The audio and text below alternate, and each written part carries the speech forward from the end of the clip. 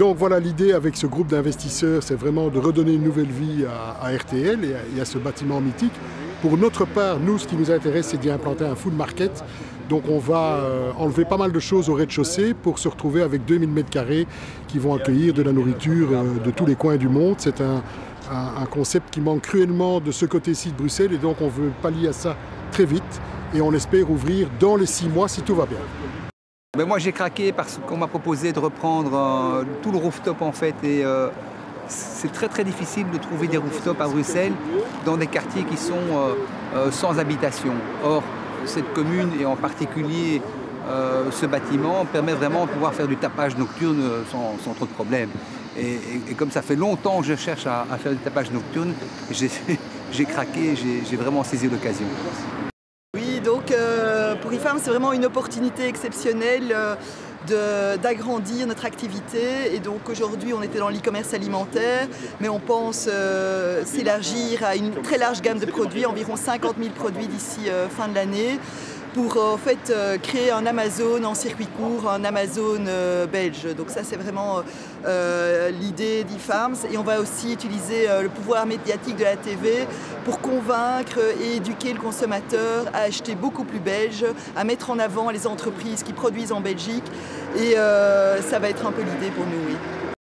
Voilà, on va être honnête, c'est pas nous qui achetons le bâtiment, mais on a trouvé des investisseurs qui pour l'instant veulent rester discrets, mais on connaîtra leur identité. Ça va être annoncé sous peu. Oui, Pascal et moi, on recrée un peu le tandem palmarès, donc ceci va être un bâtiment qui va être un bateau, ça va bouger tout le temps, et en fait tout ce qu'il y aura sur antenne, c'est le fruit du travail qu'on fera tous les jours. Tous les jours, effectivement. Ce sera une espèce de brainstorming permanent, c'est-à-dire qu'à un moment, rien n'est figé, on ne prend la parole que quand on a quelque chose à dire, quelque chose à faire, et d'avoir... Voilà, c'est vraiment, on imagine ce bâtiment avec une grande toile et ça va traverser. Un paquebot qui va bouger. Voilà, on a même l'ambition de faire des laboratoires dans les petites, en province aussi. Voilà. Il y a du boulot, mais on va y arriver. Moi j'ai été sollicité suite à mon documentaire Ceci n'est pas un complot pour voir ce qu'on pourrait faire au niveau des documentaires et des reportages pour RTL, enfin l'ancienne RTL, projet qu'on va lancer. Et puis voilà, donc c'est une opportunité pour moi d'essayer d'être un petit peu plus de pluralisme dans la ligne éditoriale, on va dire, de cette chaîne. Et puis j'ai sollicité aussi la fondation Bill et Melinda Gates, puisqu'ils ont coutume d'aider un peu les médias, donc je pense qu'on aura des moyens. Alors on sait qu'RTL est à vendre, le bâtiment est à vendre, donc on a envie de faire bouger les choses. Parler aux jeunes, c'est pas parce que je mets une chemise en jeans que je suis un jeune, donc on a pris un jeune avec nous qui s'appelle David Courteau.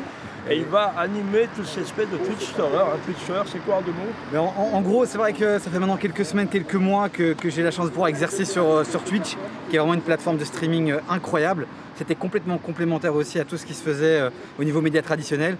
Donc on va vraiment se positionner sur le e-sport, sur le gaming, développer des vrais programmes digitaux axés là-dessus et j'ai vraiment hâte de démarrer cette aventure.